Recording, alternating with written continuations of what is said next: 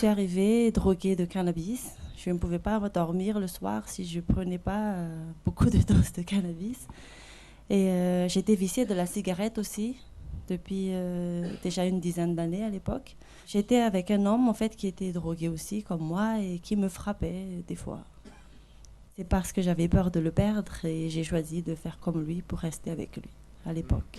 Il vous frappait? Oui, une fois, c'était la dernière fois. Il m'a poussée et puis il a écrasé ma tête par terre avec ses pieds. Et c'est la voisine qui a appelé la police, sinon je ne sais pas. À l'époque où je suis arrivée à l'église, en fait, mon entreprise aussi allait très très mal. Et donc, un an après, j'étais en licenciement économique. Mais avant, pendant cette année-là, j'ai fait les chaînes de prière, j'étais délivrée de la drogue, mais pas encore de la cigarette. Et puis, j'ai été aussi délivrée de cette relation avec cet homme. Et la campagne fin 2007, j'ai sacrifié mon salaire. Je venais de vaincre le trauma, de croire que je ne mérite pas d'être aimée et tout ça. Et donc, je voulais une bénédiction sentimentale, avoir un homme qui me respecte et un homme de Dieu qui allait marier avec moi. Et Dieu a répondu. Dieu a répondu, janvier. La campagne était fin de l'année. Et janvier, j'ai rencontré mon mari. Et en avril, on était mariés. Et là, ça fait 7 ans qu'on est mariés. On a une petite fille. En mai 2008, j'avais déterminé un changement de vie. Et c'est là que Dieu m'a délivrée de la cigarette. Dieu m'a bénie aussi dans mon travail. Et mon mari, il faisait partie d'une autre religion avant. Et avec le témoignage quotidien. Oui. Mais après, il a pris une décision, il s'est baptisé, il est venu, il a commencé à participer de la campagne. Dieu m'a donné un CDI, mais c'était très loin de l'église et de la maison. Donc, je n'ai pas accepté. J'ai déterminé un travail à côté de l'église et de la maison. Parce que nous, on vient à 7 heures du matin. On n'a pas la possibilité de venir plus tard. Et donc, Dieu m'a donné un travail à 20 minutes de la maison. Meilleur salaire, moins de temps de travail. Et c'est quelque chose que je n'ai même pas les conditions de faire. Je travaille dans l'informatique alors que je viens de la comptabilité. Et maintenant, j'ai formé 4 personnes sur le poste. Délivré de cannabis, oui, de cigarettes. Oui. Les problèmes financiers résolus. Oui. La vie sentimentale. Oui. Oui. Oui, moi, mon témoignage, c'est que avant que ma fille naisse, donc j'ai déterminé, il y avait un propos avec une offrande 2 fois. C'était donc sa première offrande 2 fois. C'est quand il s'est décidé à faire vraiment. Oui, et j'ai déterminé qu'on aura une autre voiture et on aura une autre maison parce qu'on a habité dans un petit studio vraiment avec des conditions pas possibles et un loyer super cher. Donc j'ai déterminé une voiture familiale et un logement. Donc Dieu a honoré. La semaine même du propos, j'ai vu une voiture et j'ai déterminé le prix, alors que le prix était au moins 500 € de plus que celui que j'ai déterminé. Donc à la fin de cette semaine, j'ai pu avoir la voiture avec le prix que j'ai déterminé. Et en même temps, j'ai déposé aussi des dossiers. On a déposé des dossiers au niveau de la mairie, la préfecture, pour avoir un logement. Et ça aussi, c'est lors de la campagne fin 2010, la campagne d'Israël, et j'ai déterminé, et ce que j'avais écrit dans ma demande de prière, ça a été réalisé exactement comme je l'ai déterminé. Amen. Grâce à Dieu, applaudissez le Seigneur. Bonjour à tous, soyez bienvenus à cette émission France en direct. Quand est-ce que la vie d'une personne termine, arrive à la fin? Normalement, c'est quand nous arrivons, nous avons un âge avancé déjà, où il vient une maladie ou d'autres qui vont retirer la vie d'une personne. Mais malheureusement, il y a beaucoup de personnes qui ne vivent pas, de personnes qui pensent au suicide, qui ne voient pas une solution, la personne qui a des pensées négatives seulement. Normalement, quand ces problèmes apparaissent, ils sont des problèmes d'origine spirituelle. Qu'est-ce qui amène une personne à avoir la haine contre sa mère ou son père? Qu'est-ce qui amène une personne à avoir la haine contre ses enfants, sa fille ou son fils? Qu'est-ce qui amène une personne à penser au suicide parce qu'elle n'a pas de solution, sa vie ne marche pas? Qu'est-ce qui amène une personne à faire ça? Je vais vous dire une chose. Normalement, le problème, c'est d'origine spirituelle. Il y a une malédiction qui vient de génération en génération. Il y a une force spirituelle du mal qui accompagne la personne, qui fonctionne comme l'ombre de la personne où elle est. Cette force est là. Et rien ne marche. Il y a comme une voix qui dit « Pourquoi tu ne te suicides pas ?» Si tu te tues, normalement, les problèmes vont disparaître. Cette voix accompagne la personne. Et malheureusement, beaucoup de personnes se suicident parce qu'elles pensent que sa vie arrive à la fin. Mais la vie n'arrive pas à la fin, mes amis. La vie arrive à la fin quand Dieu le permet. La vie arrive à la fin quand nous abandonnons ce monde. Si nous sommes vivants, nous devons lutter. Vous devez lutter. Si vous avez des problèmes dans votre vie, ne baissez pas le bras. Ne désistez pas parce que la solution existe. Est-ce que vous voulez une épreuve de ça? Vous voulez savoir si ça c'est vrai? Regardez ce témoignage. En fait, j'avais une haine envers ma mère qui commençait à arriver. Je ne sais plus. Et du coup, cette haine qui fait que je ne supportais pas la présence de ma mère. Le fait que je la voyais, en fait, je souhaitais sa mort. En fait, je lui disais, hein, mais elle aussi, c'était pareil. C'était vice-versa. Et qui fait qu'à l'école, ça n'allait pas. Je travaillais bien, mais ça n'allait pas. C'était des disputes avec les profs, tout le temps pareil. Et en fait, ça a engendré dans ma vie sentimentale, puisque voilà, j'ai dû faire des choses qui ne fallait pas, bien sûr. Et aussi, il y a eu des problèmes au niveau santé, qui fait que j'ai eu une scoliose sans savoir comment c'est arrivé, qu'est-ce que ça a déclenché, ou je ne sais plus quoi. Et en fait, cette scoliose, comment je pourrais dire? Professionnellement, je ne pouvais rien faire. Même les médecins me disaient comme quoi je ne pouvais pas faire des métiers où il fallait que je reste tout le temps debout, ou que je ne pouvais pas mettre des talons, ou tous les trucs que je devais me faire opérer en fait. Cette maladie, c'était des douleurs tout le temps. Peu importe que j'étais allongée, assis ou que j'étais debout, c'était des douleurs insupportables. Avec les problèmes de santé avec ma mère, sauf qu'avec les amis, j'avais toujours le sourire. J'étais tout le temps souriante, j'expliquais jamais ce qui se passe à la maison, même si voilà, ça allait un peu plus loin, puisque ma mère, elle montrait à tout le monde qu'elle me frappait, qu'on se disputait, oui.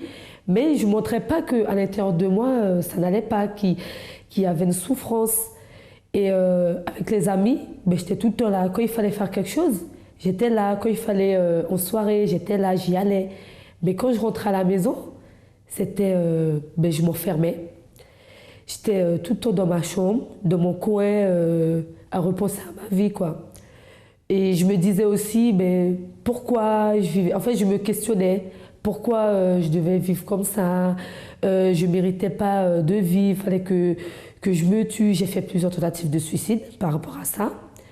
Même quand je faisais ma tentative de suicide, mais je ne voyais pas le résultat. Je dis, mais c'est pas possible. Je fais en sorte pour qu'une voiture meurtre. Mais en fait, la voiture m'évitait. Je dis, mais c'est pas possible. Je ne comprenais pas en fait. Au niveau professionnel, ça n'allait pas. Malgré que j'ai fait des stages, j'ai fait des formations pour trouver un travail, ça n'allait pas. À chaque fois que je déposais des CV, c'est comme si là où je déposais, ils n'avaient pas besoin de personne. Pourtant, ils cherchaient. Mais pour moi, non. Pour moi, il n'y avait pas de solution, quoi. Et dans ma tête, c'était vas-y, jette-toi, tue-toi. C'était que des trucs, c'était que des pensées négatives. Et je vivais avec ça tout le temps. Comment était votre vie avant? Avant 4 ans en arrière, ma vie était complètement détruite. Oui, quand vous dites complètement détruite, ça veut dire J'étais vicieux, j'étais très malade, vicieux en quoi? en pornographie. Hmm. Donc j'ai resté des heures et des heures Oui. sur Internet pour regarder la pornographie. Ok. Et comment était votre vie financière, votre vie? Comment Ouais. étiez-vous? Excuse-moi, j'étais très malade, j'avais l'hémorroïde interne au point où il y avait le sang qui coulait quand je marchais, tout ça. Donc, et au point de vue spirituel, j'étais aussi vide. Donc, tout le temps, je m'énervais pour un oui et pour un non. Et quand je m'énervais, même 100 personnes peuvent venir pour me dire un non. Donc, c'était une chose qui s'est présentée devant moi, et je le prenais, puis je lançais sur la personne qui était en face de moi. Donc, j'étais comme ça. Et votre vie financière? Ma vie financière était complètement détruite. En fait, j'avais pas aussi des papiers, du travail aussi. J'avais pas. Est-ce que vous croyez en Dieu avant? Oui, depuis... Vous fréquentez d'autres dénominations? Oui, oui, oui. J'ai connu le centre d'accueil par le biais de ma belle-sœur qui fréquente le centre d'accueil ici. Quand je suis arrivé, c'était un dimanche à 10h. Et le pasteur, il prêchait, c'était proche de la campagne d'Israël, à 2 semaines de la campagne d'Israël. Le pasteur, il parlait des miracles, en fait. Est-ce que vous avez déjà vu le miracle dans votre vie? Il disait, voir une personne marcher avec les jambes, c'est normal. Mais est-ce que vous avez déjà vu une personne marcher avec la tête en bas et les jambes en haut? Après, il a expliqué que c'est ça que Dieu veut faire dans votre vie. Alors, ça m'avait touché. J'ai dit, mais comment le pasteur doit parler des choses comme ça? Après, à la fin de la prière, je vis le pasteur. Je lui ai parlé de ma vie, de ma situation. Il m'a dit, non, si tu veux lutter, si tu veux réussir dans la vie, il faut lutter. Est-ce que tu es prêt pour lutter? Je dis, oui, pasteur, je suis prêt pour lutter. En fait, quand l'opportunité est arrivée, après 2 semaines de la campagne d'Israël, je me suis lancé directement. Je n'ai même pas hésité.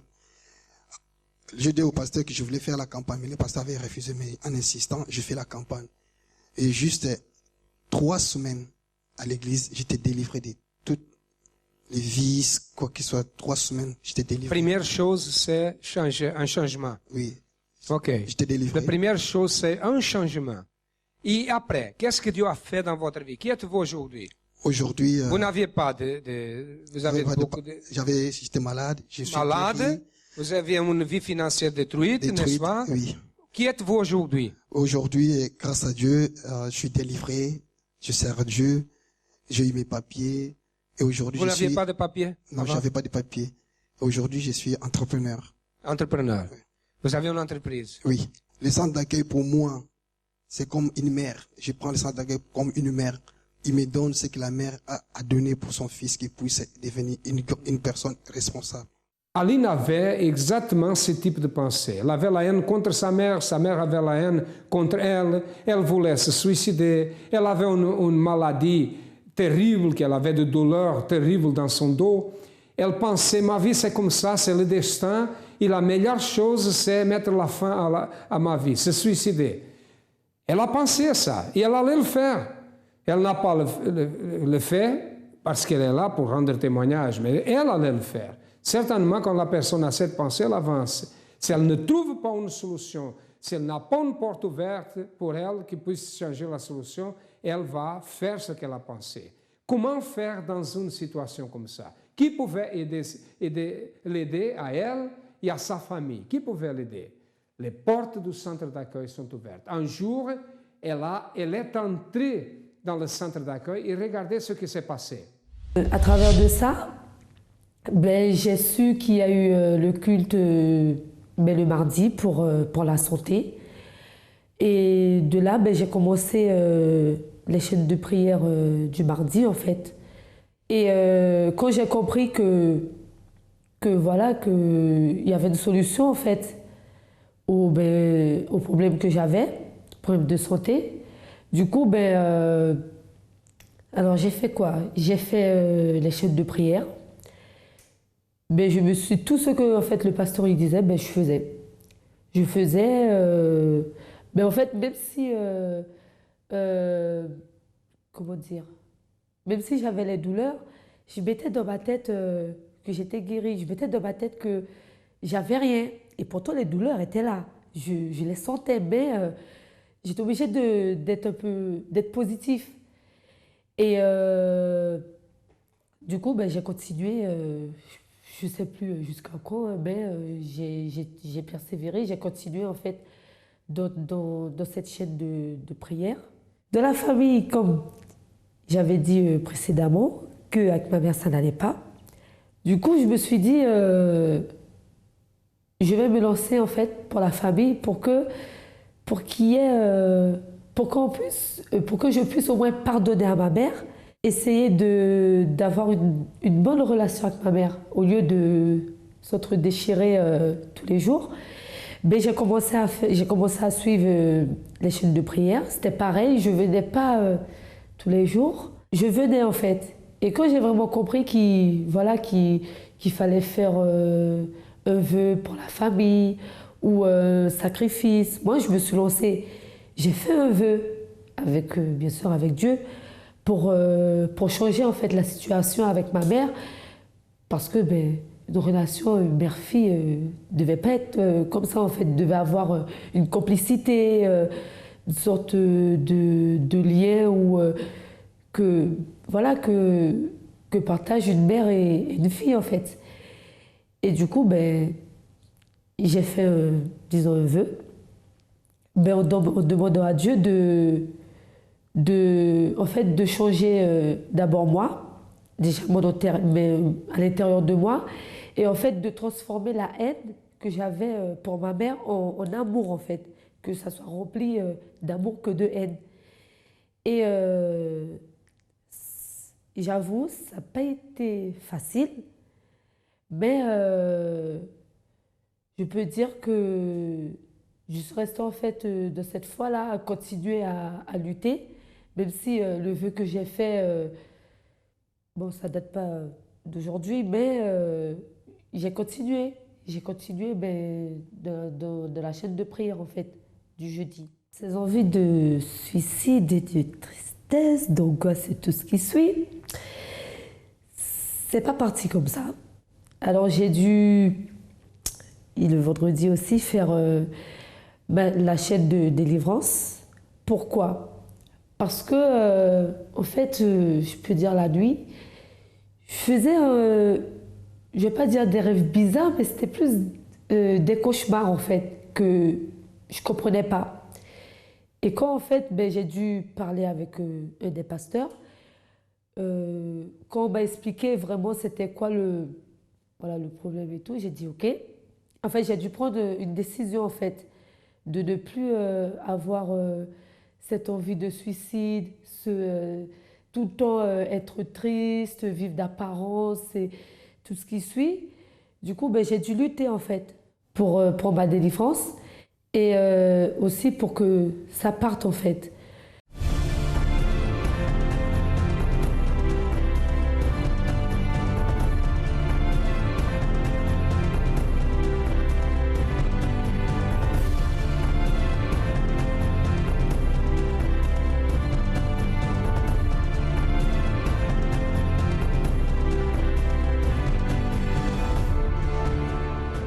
Nous sommes ici avec Monsieur Anani qui a acheté 434 exemplaires de Rien à perdre 2. Monsieur Anani, pourquoi avoir acheté autant d'exemplaires de ce livre? J'ai acheté beaucoup d'exemplaires cette fois-ci parce que le premier tome a eu beaucoup de succès. Et vous comptez les destiner à qui? Ces livres sont destinés à l'Afrique, pour les pays d'Afrique, parce que les salaires en Afrique sont très très bas et le coût de la vie est très élevé. Il y a beaucoup de misère, beaucoup de pauvreté. Et matériellement, bien sûr, ils sont démunis, mais spirituellement, ils sont riches. Pour les aider à élever leur foi, on va leur offrir ces livres pour pouvoir les fortifier dans la foi. D'accord. J'en déduis que vous avez lu le premier tome. Est-ce qu'il vous a apporté quelque chose? Oui, le premier tome m'a apporté beaucoup. Surtout au moment où il était confronté vraiment à la réalité de ce monde, qui ne voulait pas entendre parler de Dieu. Mais lui, il n'a pas perdu sa foi.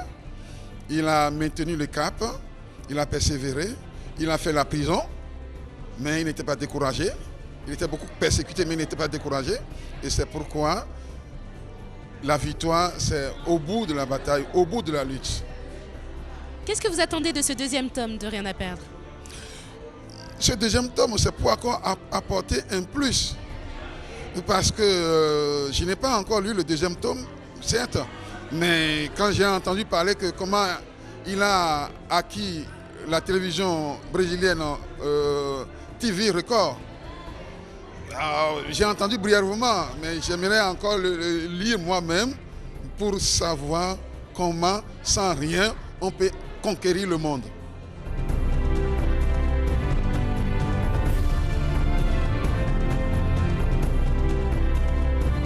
Jour d'aujourd'hui, je peux dire que au niveau santé, je vais super bien. Mais la scoliose est partie. Et en fait, au niveau familial, ça va mieux. Ça va mieux avec ma mère. En fait, je peux tout lui dire. Tandis qu'avant, il fallait cacher. Mais là, je peux lui parler de tout et de rien. Et au niveau professionnel, je peux dire aujourd'hui, je travaille. Dieu m'a ouvert des portes, en fait. Et qu'aujourd'hui, j'ai peut-être pas ce que je veux vraiment, mais au moins, je peux dire que j'ai quelque chose. Je peux au moins, pas dire me faire plaisir, mais au moins, je vais pas me mettre de la tête, oui, comment je vais faire, par exemple, pour acheter ça, ou pour faire un défi avec Dieu, ou pour faire une offrande. Voilà, du coup, aujourd'hui, je peux dire que ma vie va bien, même spirituellement, en fait. Je dors bien, je dors comme un petit bébé. En fait, le petit bébé, il va bouger toute la nuit. Moi, arrivé un moment, je ne bouge plus. Et voilà. Non, il n'y a plus de cauchemars. Je dors, oui, je fais des rêves, mais le lendemain, je ne me rappelle plus de ce que j'ai rêvé, bien sûr. Mais je dors bien. Il n'y a plus d'envie de suicide. Envie de suicide, c'est du passé, tout ça. Alors, le centre d'accueil, représente, pour moi, ça représente beaucoup. Hein. Ça représente une école où on apprend à développer notre foi, à grandir, à comprendre qu'en fait, il y a une solution. Il y a une solution, mais pour tout. Peu importe le souci qu'on a. Mais aujourd'hui, je suis heureuse d'être au centre d'accueil, parce que si j'étais pas au centre d'accueil, je ne sais pas où je serais en fait. Je serais peut-être, déjà j'étais dans un trou, là j'allais peut-être être dans un trou plus profond, ou même la terre m'aurait déjà couvert. Venez visiter notre page Facebook CA Universel. Vous y retrouverez des articles de motivation, les dates de nos événements, tous les liens utiles pour votre développement personnel.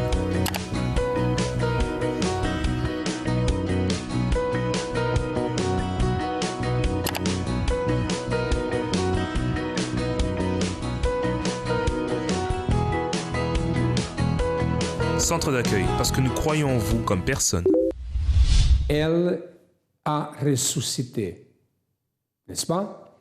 Elle a été guérie. Elle vient avec sa mère, son amie. Elle a une vie financière bénie. Elle n'a plus l'envie de suicide. Elle est une personne qui a la joie de vivre grâce à la foi intelligente pratiquée au centre d'accueil.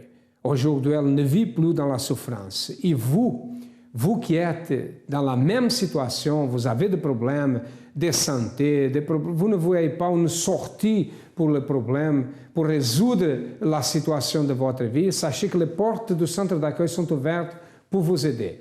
Le centre d'accueil ici à Paris, le siège est situé au 254 de la rue du Faubourg Saint-Martin au 10e à Paris. Nous avons, comme vous savez déjà, d'autres centres d'accueil. Si vous voulez savoir, nous avons un numéro de téléphone. Appelez-nous, cherchez le centre d'accueil le plus proche. Et si vous avez besoin d'aide, nous sommes là pour vous aider. Moi, je suis là pour vous aider. À demain et que Dieu vous bénisse à tous abondamment.